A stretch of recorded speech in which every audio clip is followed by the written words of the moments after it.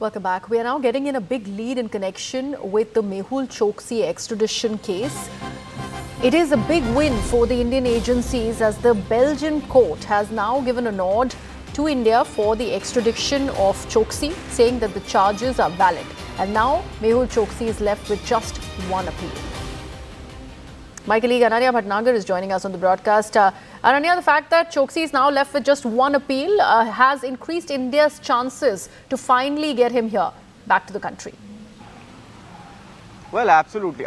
In fact, it's a big win for the Indian agencies as far as Mehul Choksi is getting back to India is concerned. Remember that he had challenged, in fact, the grounds of extradition before, in fact, the Belgian Court of Appeal, and very categorically the court held that the treaty between India and Belgium is something that is valid in nature. In fact, there were various claims that were made by Mehul Choksi's counsels that this is something that is politically motivated and is in order to honor in fact certain political relationships is what in fact had been argued by Mehul Choksi's legal team. However, that argument has been turned down by the Court of Appeal of Belgium. Remember, the Court of Appeal in Belgium is actually the second court, just like a high court in our country.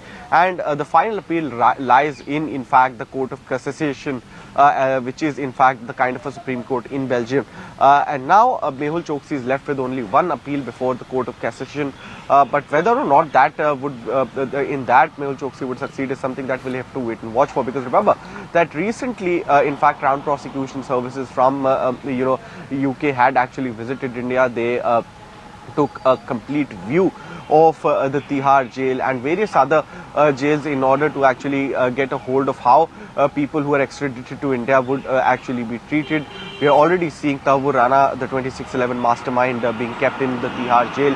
And in fact, it was there was a letter also sent by in fact the MHA to the foreign agencies as far as Mehul Choksi and Nirav Modi are concerned. In Mehul Choksi's letter, it was assured to the UK authorities that he will be kept in a proper jail and in fact proper facilities would also be provided to him. His medical needs will also be taken care of. And now finally, in fact, the court also stamping the kind of a process and in fact somewhere or the other paving a way for Mehul Choksi to be brought back to India. Absolutely, Ananya. Thank you so much for all of that information. And with that, we go into a very short break. News and updates continue.